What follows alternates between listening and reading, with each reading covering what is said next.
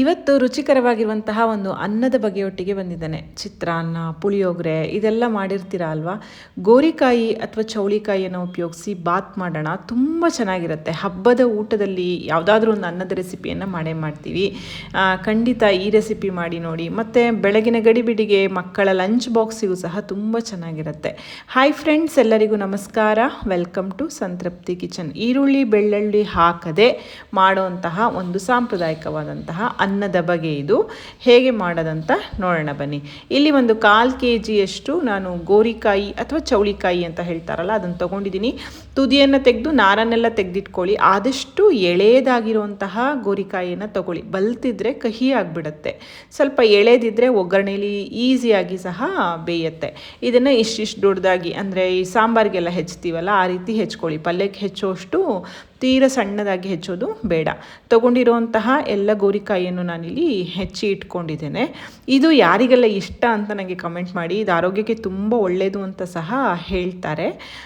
ಈಗ ಒಂದು ಬಾಣಲೆಗೆ 2 ದೊಡ್ಡ ಚಮಚದಷ್ಟು ಎಣ್ಣೆ ಹಾಕ್ಕೋಬೇಕು. ಎಣ್ಣೆ ಸ್ವಲ್ಪ ಜಾಸ್ತಿ ಹಾಕ್ಕೊಳ್ಳಿ. ಇದಕ್ಕೆ ಸ್ವಲ್ಪ ಶೇಂಗಾ ಬೀಜ ಹಾಕ್ತಾಯಿದ್ದೀನಿ ಮತ್ತು ಸ್ವಲ್ಪ ಗೋಡಂಬಿ ಹಾಕ್ತಾಯಿದ್ದೀನಿ.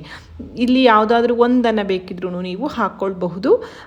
ಗೋಡಂಬಿ ಇಷ್ಟ ಆಗುತ್ತೆ ಅಂತಂದರೆ ಬರೀ ಗೋಡಂಬಿ, ಇಲ್ಲ ಬೇಡ ಅಂತ ಆದರೆ ಬರೀ ಶೇಂಗಾ ಬೀಜವನ್ನು ಹಾಕ್ಕೊಳ್ಳಿ. ಇದನ್ನು ಚೆನ್ನಾಗಿ ಎಣ್ಣೆಯಲ್ಲಿ ಹುರಿದು ಹೊಂಬಣ್ಣ ಬಂದ ಮೇಲೆ ತೆಗೆದಿಟ್ಕೊಳ್ಳೋಣ. ಕಡೆಯಲ್ಲಿ ಇದನ್ನು ಸೇರಿಸೋದ್ರಿಂದ ಕ್ರಿಸ್ಪಿನೆಸ್ಸು ಉಳಿಯುತ್ತೆ ಅಂತ. ಈಗ ಉಳಿದಂತಹ ಎಣ್ಣೆಯಲ್ಲೇ ನಾವು ಒಗ್ಗರಣೆಯನ್ನು ಮಾಡ್ಕೊಳ್ಳೋಣ. ಒಗ್ಗರಣೆಗೆ ಅರ್ಧ ಚಮಚ ಸಾಸಿವೆ, ಅರ್ಧ ಚಮಚ ಉದ್ದಿನಬೇಳೆ ಮತ್ತು ಅರ್ಧ ಚಮಚ ಕಡಲೆಬೇಳೆ ಹಾಕ್ಕೊಳ್ತಾ ಇದ್ದೀನಿ. ಒಂದು ಅರ್ಧ ಚಮಚ ಅರಿಶಿಣ ಹಾಕ್ತಾಯಿದ್ದೇನೆ. ಒಳ್ಳೆ ಪರಿಮಳದ ಇಂಗನ್ನು ಹಾಕ್ಕೋಬೇಕು. ಇಂಗಿನ ಪರಿಮಳ ಚೆನ್ನಾಗಿರಬೇಕು. ಮುರಿದಿರುವಂತಹ ಬ್ಯಾಡಗಿ ಮೆಣಸು, ಸ್ವಲ್ಪ ಕರಿಬೇವಿನ ಸೊಪ್ಪನ್ನು ಹಾಕಿ ಒಗ್ಗರಣೆಯನ್ನು ಬಾಡಿಸ್ಕೊಳ್ಳೋದು. ನಂತರ ಹೆಚ್ಚಿದಂತಹ ಗೋರಿಕಾಯಿಯನ್ನು ಹಾಕ್ಕೊಳ್ಳೋಣ. ನಾನು ಆಗಲೇ ಹೇಳಿದ ಹಾಗೆ ಎಳೆದಾಗಿದ್ದರೆ ಇದು ಒಗ್ಗರಣೆಯಲ್ಲಿ ತುಂಬ ಚೆನ್ನಾಗಿ ಬೆಂದುಬಿಡುತ್ತೆ. ಒಂದು 5-10 ನಿಮಿಷಕ್ಕೆಲ್ಲ ಬೇಯುತ್ತೆ. ಕುಕ್ಕರ್ನಲ್ಲಿ ಹಾಕಿ ಕುಗ್ಸೋದು ಬೇಡ. ನಾನು ಆಗಲೇ ಹೇಳಿದ ಹಾಗೆ ಬಲಿತ ಗೋರಿಕಾಯಿಲಿ ಬಾತ್ ಅಷ್ಟು ಚೆನ್ನಾಗಾಗಲ್ಲ. ಸ್ವಲ್ಪ ತಂದ ದಿನಾನೇ ಫ್ರೆಶ್ ಆಗಿದ್ದಾಗಲೇ ಮಾಡಿಬಿಡಿ. ಒಂದು ಅರ್ಧ ಚಮಚ ಉಪ್ಪು ಹಾಕಿ ಒಗ್ಗರಣೆಯಲ್ಲಿ ಒಮ್ಮೆ ಇದನ್ನು ಚೆನ್ನಾಗಿ ಮಿಕ್ಸ್ ಮಾಡಿ. ನೋಡಿ, ಆ ಹೊಳಪು ಬರಬೇಕು ಗೋರಿಕಾಯಿ ಮೇಲೆ. ಇಷ್ಟಾದಮೇಲೆ ಸಣ್ಣ ಉರಿ ಮಾಡಿ ಇದನ್ನು ಮುಚ್ಚಿ ಬೇಯಿಸ್ಕೋಬೇಕಾಗತ್ತೆ.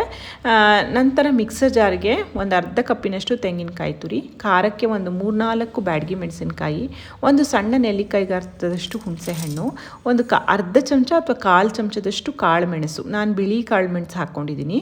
ಕಪ್ಪುದಿದ್ದರೆ ಕಪ್ಪುದನ್ನು ಹಾಕ್ಕೋಬೋದು.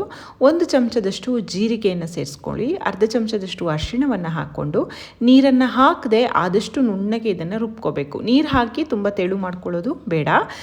ಇದು ಮಸಾಲೆ, ದಿಢೀರಾಗಿ ಮಾಡುವಂತಹ ಮಸಾಲೆ.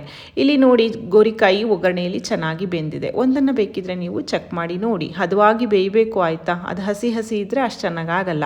ಗೋರಿಕಾಯಿ ಎಣ್ಣೆಯಲ್ಲಿ ಚೆನ್ನಾಗಿ ಬೆಂದ ಮೇಲೆ ಮಾಡಿರೋಂತಹ ಮಸಾಲೆ ಮಿಶ್ರಣ ಏನಿದೆ ಅದನ್ನು ಹಾಕಿ ಸ್ವಲ್ಪ ಹಸಿ ವಾಸನೆ ಹೋಗಿ ಎಣ್ಣೆ ಬಿಟ್ಕೊಳ್ಳೋ ತನಕ ಇದನ್ನು ಹುರ್ಕೋಬೇಕು. ಇವಾಗ ನಮಗೆ ಗೋರಿಕಾಯಿ ಪಲ್ಯ ತಯಾರಾಗಿದೆ. ಇದಕ್ಕೆ ಒಂದು 2 ಚಮಚದಷ್ಟು ಬೆಲ್ಲ ಹಾಕ್ತಾ ಇದ್ದೀನಿ ನಾನು. ಬೆಲ್ಲ ಹಾಕೋದ್ರಿಂದ ಬ್ಯಾಲೆನ್ಸ್ ಆಗುತ್ತೆ ರುಚಿ. ತುಂಬ ಸಿಹಿ ಆಗುವಷ್ಟು ಬೆಲ್ಲ ಹಾಕೋದು ಬೇಡ. ಸ್ವಲ್ಪ ಬೆಲ್ಲ ಹಾಕ್ಕೊಂಡ್ರೆ ಚೆನ್ನಾಗಿರುತ್ತೆ. ಬೇಡ ಅಂತಾದರೆ ಸ್ಕಿಪ್ ಮಾಡ್ಬೋದು ನೀವು. ಈಗ ಬೆಲ್ಲವನ್ನು ಹಾಕಿ ಚೆನ್ನಾಗಿ ಹುರಿದಿಟ್ಕೊಂಡು ಕೆಳಗಿಳಿಸ್ಕೊಂಡಿದ್ದೀನಿ. ಇಲ್ಲಿ 1 ಕಪ್ಪಿನಷ್ಟು ಅನ್ನವನ್ನು ನಾನು ಸ್ವಲ್ಪ ಉದ್ರಾಗಿ ಮಾಡ್ಕೊಂಡಿದ್ದೆ. ಇದಕ್ಕೆ ನಾರ್ಮಲ್ ಸೋನಾ ಮಸೂರಿ ಅಕ್ಕಿಯನ್ನೇ ಅನ್ನ ಮಾಡ್ಕೊಳ್ಳಿ, ಆಯಿತಾ? ಈ ಬಾಸ್ಮತಿ ರೈಸೆಲ್ಲ ಅಷ್ಟು ಚೆನ್ನಾಗಾಗೋದಿಲ್ಲ. ಮತ್ತು ತೀರಾ ಉದ್ರಾಗಿದ್ರೂ ಚೆನ್ನಾಗಾಗಲ್ಲ. ಈ ರೀತಿ ಅನ್ನದ ರೆಸಿಪಿಗಳು ಸ್ವಲ್ಪ ಮುದ್ದೆಯಾಗೇ ಇರಬೇಕು ಅನ್ನ.